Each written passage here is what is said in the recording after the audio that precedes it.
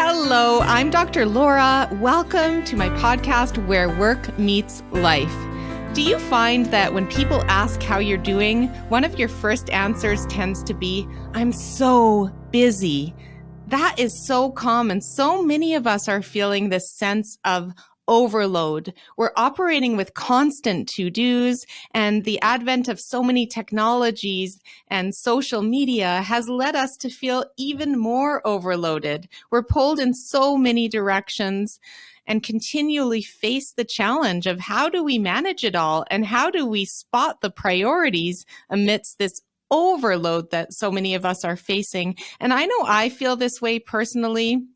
Especially with my task list. And it's been an ongoing challenge, and something I've really intended for 2023 is to finally master how to use my task list. So I thought I would talk to one of the world leading experts, if not the leading expert on productivity, which is Mr. David Allen. I had his book years ago, his first edition. Now his second edition is out, Getting Things Done. So the art of stress-free productivity. And his GTD, stands for Getting Things Done management system, has helped countless individuals and organizations to make order out of chaos. The book is in 28 languages. It's been a huge bestseller, like tens of thousands of copies, if not more, in 28 languages, like I said, so used all over the world. And Time magazine heralded it as one of the most influential self-help business books of its time. And that is no small accolade.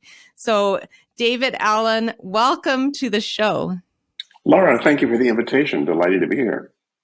So I did that intro. Can you tell us a little more about yourself and your life?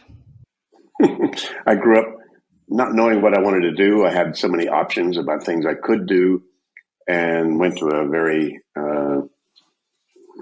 liberal arts college, and it gave me lots of opportunity to think about a lot of things I wanted to do. What I became most interested in was history of thought, history of why do we think about the way we think, and history of culture, history of sort of the paradigms. We didn't use the word back then, but that was the idea. It was paradigms that affected everything's in the culture. What were the models inherent in people's thinking that affected their performance, their experience, their perceptions, and all that? So I got very fascinated with that, got into graduate school in American Intellectual History, Berkeley, 68, had a time to be there. And then decided I wanted my own enlightenment instead of studying people who had theirs. So I dropped out of, I figured graduate school wasn't where I was going to find it. So I dropped out and then did all kinds of self-exploration, martial arts, meditation, spiritual practices, etc., to find out, okay, what's this bigger game? What's this bigger thing that we're all in? Because I had a sense that we were all part of a bigger game.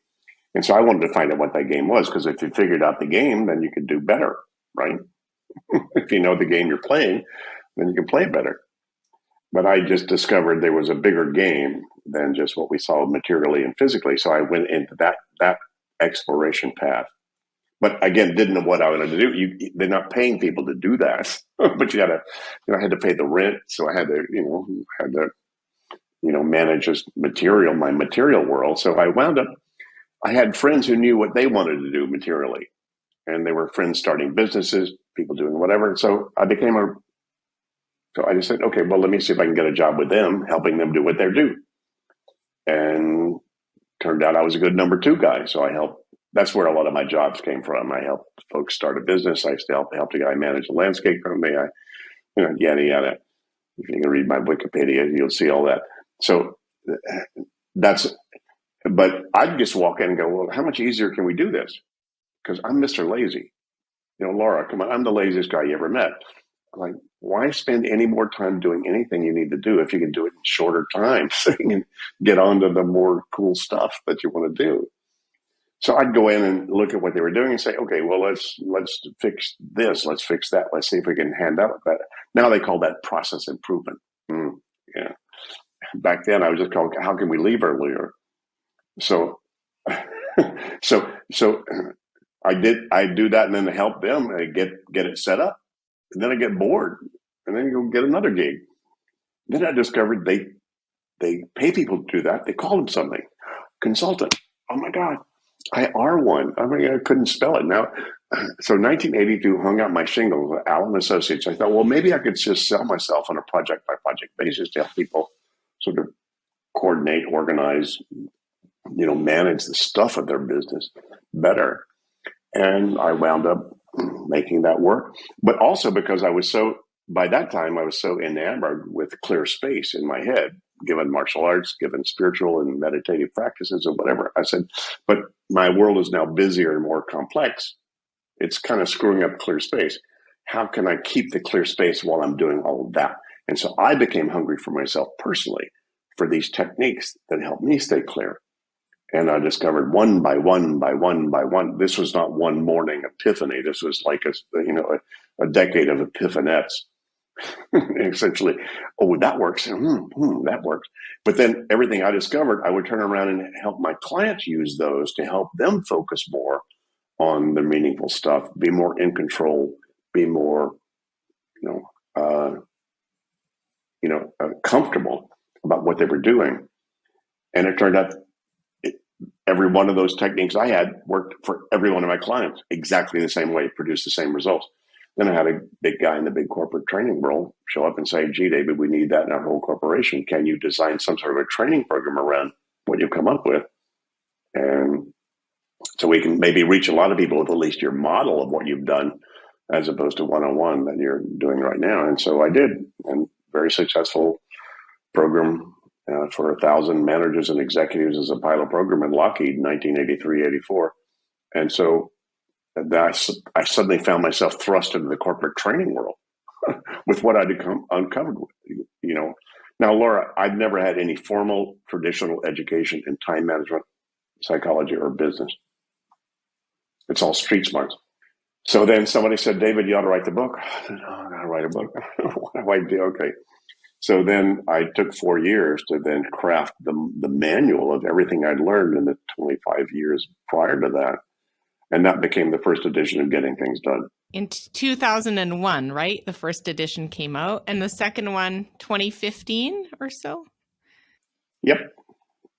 And so there's a very short version, a very long story. Sorry, I went longer than you might have wanted, but if you asked me how I got into this, that was it. That's a short version. It's a big, broad question, isn't it? And I'm a career psychologist, so I had to ask it. But what stands out for me is you grew organically, and you grew through self-insight and self-reflection and applying the techniques to yourself first and foremost. And then they helped others, and then tens of thousands of others, and then millions probably. Yep. 3 million of my books have been sold. So, it's out there. Could have fooled me. I had no idea. How popular the book would be. I just had to write it to get it out of my head and to create the manual in case it got run over by a bus. So this book, you made the second edition in 2015. Since 2015, a lot's changed. We went through the pandemic, and I think life continues to be increasingly complex. So how is this book relevant today, and who is it relevant for? Anybody who wants to stay on top of their world and not feel buried by it, it's relevant today. That book is relevant for 100 years from now when we fly to Jupiter. That book was relevant in the Renaissance. So all I did was boil it down to the zeros and ones of what are the basic principles of how do you stay focused and clear with lots of options, about what you do. So, it's pretty evergreen. You can't punch a hole in this. When we fly to Jupiter, we still need an in basket that captures all the stuff we walk around on the spaceship that said, wow, that needs attention. We need to do something about that, but you can't finish it right then. You better park that somewhere. That's called an in basket. And then somebody sooner than later better pick that up and say, what do we need to do about that? What's the action step we need to take? Right? That's the clarify step. And then if they can't finish it right then, they better organize that in some system that whoever the right people see at the right time to review so that they engage appropriately to make sure they get to Jupiter. Those are the 5 steps I uncovered. I didn't make them up. I just uncovered, discovered, and then objectified how you get your kitchen under control, how you get your consciousness under control. 5 steps. You grab the stuff that has your attention that you need to do something or decide or do something about. You then clarify exactly what you need to do about it, if anything. You need to organize the results of that thinking in some sort of coherent external brain, not your head. Your head's a crappy office. So as soon as you then put those things in the appropriate list, the appropriate places, then you need to review them appropriately so that then whatever you do, you're doing from a trusted choice, not from gee, I hope this is right, but I got a lot of other stuff that I haven't thought about. So sorry, I just preached to you. That's the totality of how do you use this methodology to make sure you get control and focus. And I love your quote here, your mind is for having ideas, not for holding them. Can you tell us more about that quote? Well, that's cognitive science proven now. I discovered that experientially 40 years ago. Somebody had me empty my mind and then make decisions about what I emptied out of my mind. And I went, wow, that was transformational. So that's been a core part of my methodology for 40 years. But now in the last 10 years, the cognitive scientists have basically proven that the number of things you can keep in your head to remember, or try to manage before you start to lose cognitive, excellence. It's 4. If you got more than 4 things on your mind, Laura, right now that you need to handle, manage, take care of, deal with, whatever, personal, professional, what it doesn't matter. You won't be able to take a test as well. You won't be able to be as present with your kids. You won't be able to be as present in this interview. If those things haven't been captured, clarified, and organized in some sort of trusted place, that your mind can let it go. And that's all I discovered was this algorithm about how do you get your head clear so you can be clear with whatever you're doing. I love it. And even in the night, so many people wake up in the night with the to-do list, and that's because it's not captured, right? It's not. That's right. It's just living in here, in your brain. Yeah, and see, that part of you has no sense of past or future. So buy cat food or hire a vice president, have the same amount of cognitive space when you're lying in bed. So tell me, give me some rational reason why you haven't, sort of externalized those things and sorted them appropriately. Absolutely. And I think the sorting devices have changed, right? The cloud-based apps, et cetera, that weren't there in the 80s. Now there's those, but it's the same principles regardless of the storage method. The principles won't change. The technology will change weekly. Come on, it is. But how to use the technology won't change.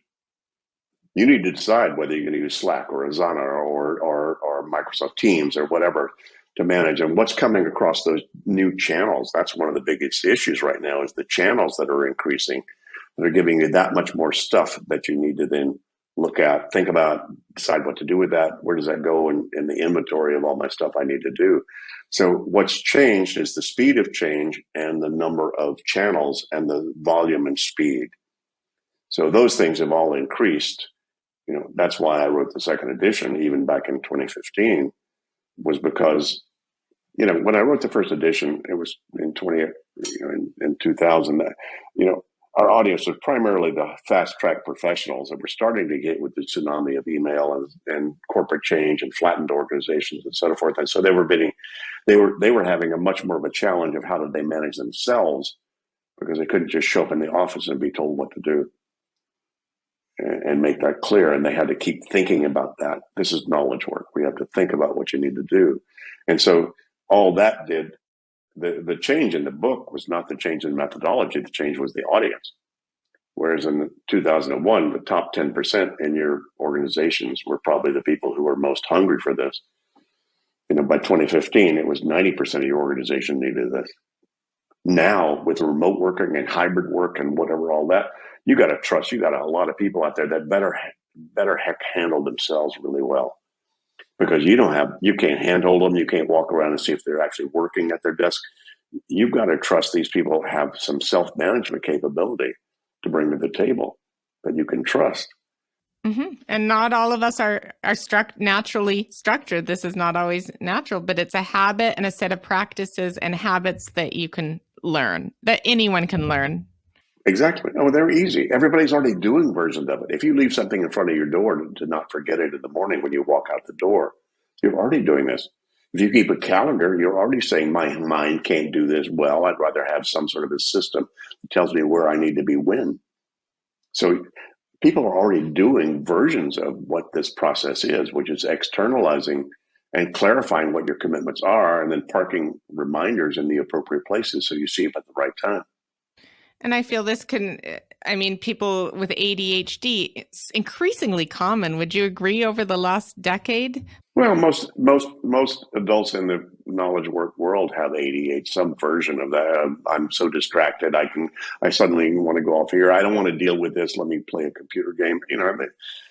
People are living in a world of distractibility and the stress of infinite opportunity.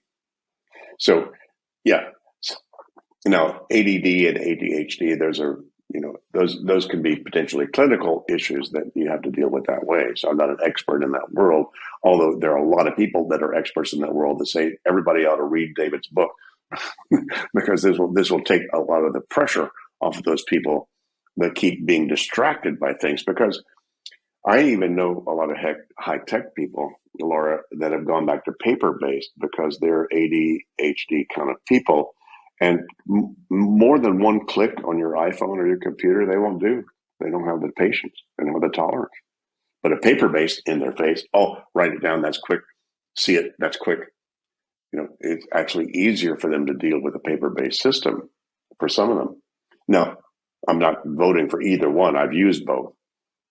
Both paper and digital systems, and either of them can work as long as you know how to work them. And as long as you do it regularly, right?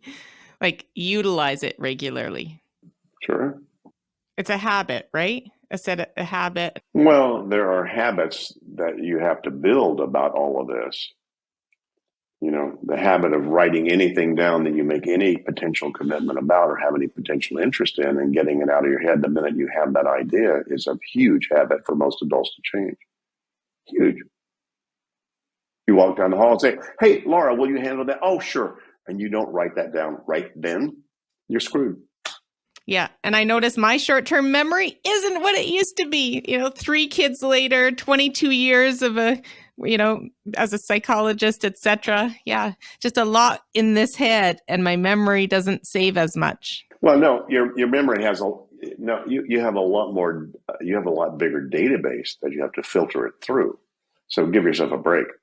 It's not that you're losing short-term memory. It's just that you got so many things that may pop into short-term memory relative to this thing. And you need to make sure that you can sort it appropriately. And so, but again, I forget what I had for breakfast this morning.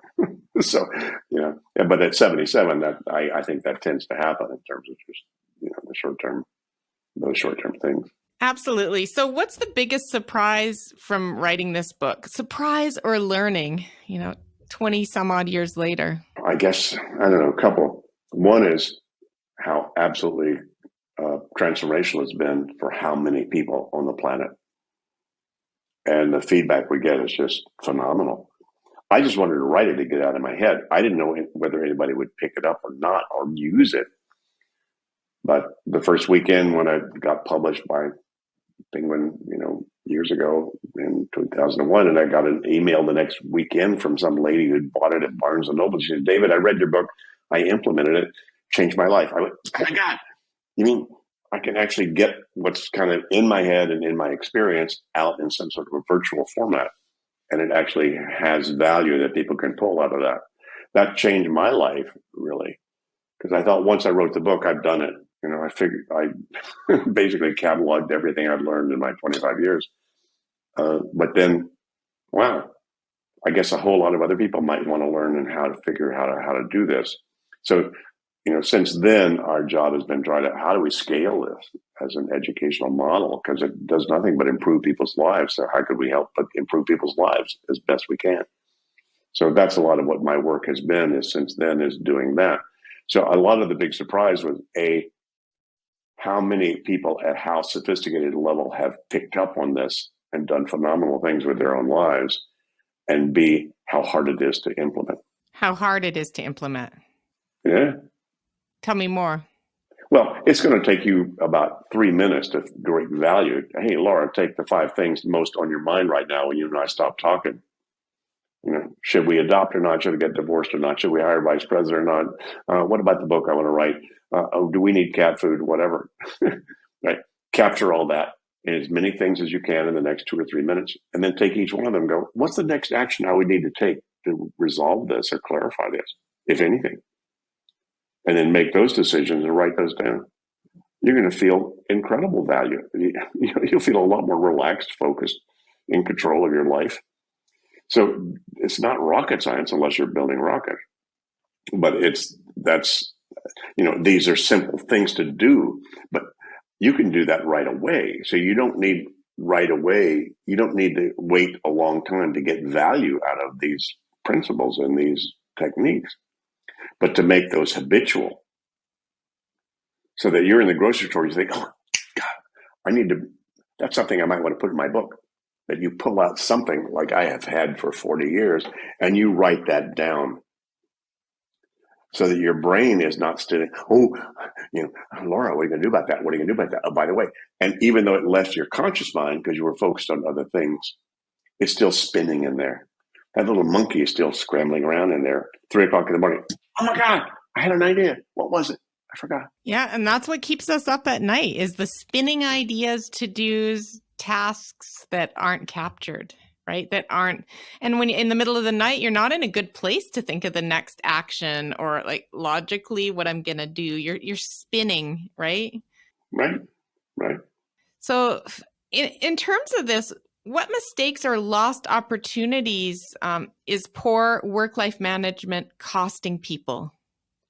Well, they're feeling overwhelmed at work, which is affecting their personal life. They're feeling overwhelmed in their personal life, which is affecting their work life. Pretty simple. Right? Because they're not applying what I just said to either or both of those. And you have to apply them to both. If you haven't decided what to do about the plumbing that's screwed up in your bathroom, it's going to bother you at work and distract you from focusing on other things. If you're bothered at work by, how do we handle this next staff meeting? Who's going to manage that and whatever? And you haven't handled that, so it's off your mind. It's going to bug you at home. So work-life balance is a hoax. I don't like that term either. Why do you think it's a hoax? It's just balance. I've met some people and worked with clients that had interns who dedicated themselves for 2 years to be at the side of this person. This was in the Foreign Policy Institute, literally at their side, traveling around the world daily, weekly, whatever, and just capturing everything and just being there. This was a 24/7 job. They had no personal life. Now they had, they would relax and do some things personally, but they weren't married. They didn't have a house. They didn't have any of that other stuff. They dedicated their career to 2 years of that kind of work.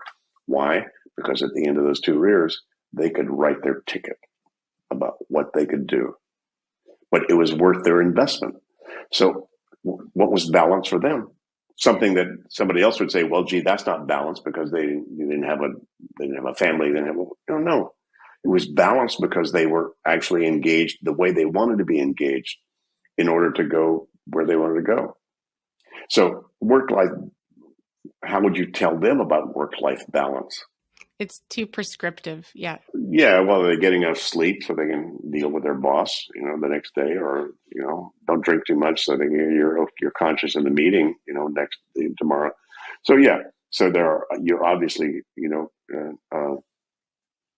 details and things you need to deal with so that you can then maintain whatever it is that you're doing. But what that might look like could look like a lot of different things. Trust me. Yeah, absolutely. I agree. And I think it's about wellness, being well in your work, your life, your physical, mental, emotional, spiritual being, all of it. That's wellness. And it's a constant work in progress for all of us. Well, to me, I hate to boil it down to the simplicity. It's called, how comfortable are you about what you're doing right now? Are you okay with it? Are you feeling, oh God, there are other things I should be on, or whatever? So My whole methodology was about getting appropriate engagement with your life. It wasn't about working harder or being busier. Getting things done is not really about getting things done. It's about clarifying the things that you have some investment in making happen and then being appropriately engaged with them. I don't know my life purpose. What should I do?